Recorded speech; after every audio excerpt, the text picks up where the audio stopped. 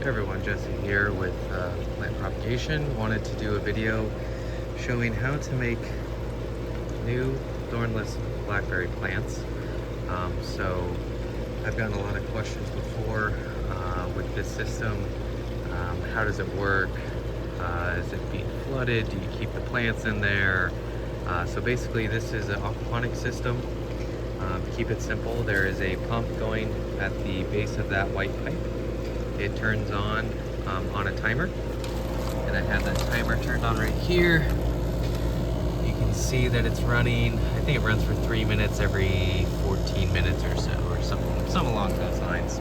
Basically, you want that bed up top to flood, and when it's done, it's going to drain back to these bottom tanks.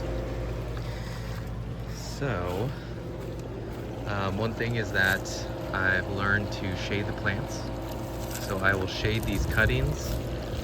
Basically, I'll take a cutting from a blackberry plant, where I have elderberry, pothos, other random plants in here.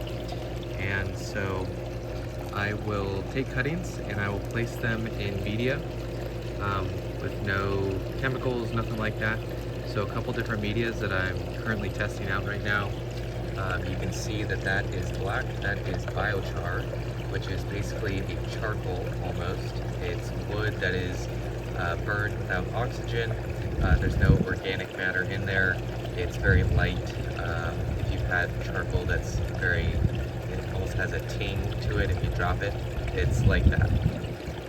I also have clay pebbles right there and lava rock. Out of all these, it seems that biochar is working the best to propagate these.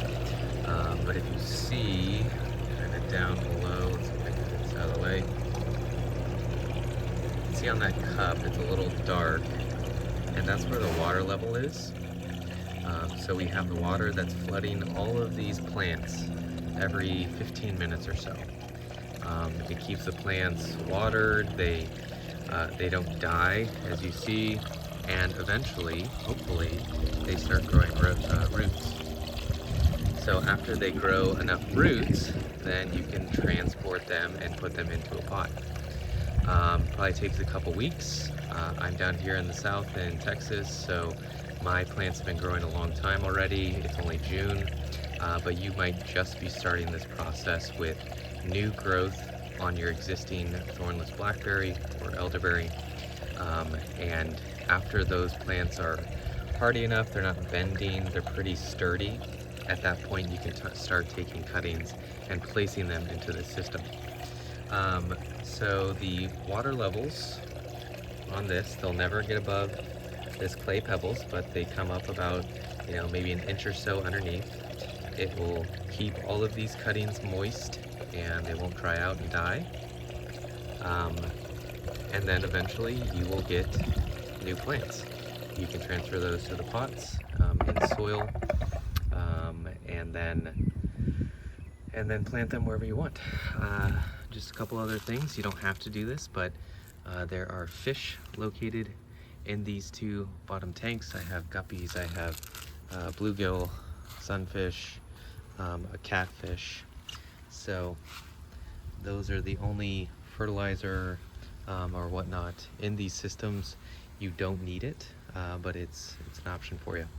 I also have testing out sand and perlite, although I still feel like the biochar is working probably the best. So that's the process.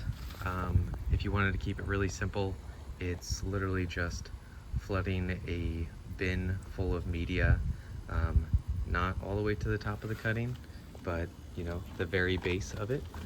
And once it's flooded enough times, eventually it should, given enough time, probabilities, it should root. And yeah, so whatever that process is happening to make the plants root better, it might work better for some plants versus other plants. Elderberry, mulberry, willow, all of those are very easy to propagate. Some other ones might be more difficult. So that is the process. If you have any questions, just comment and I can answer those as best as possible.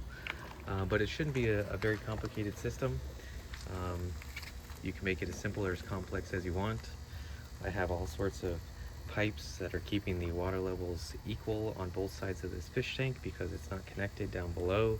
I have the pump running from this side, which is going into this bed, and then it drains actually on that side. I'll feed the fish every once in a while. You can see maybe you can see the little guppies in there. And then I'll just keep the water levels topped up so that it has plenty of water to go through. With that, thanks for watching. Like I said, if you have any questions, comments, add them below. Thanks.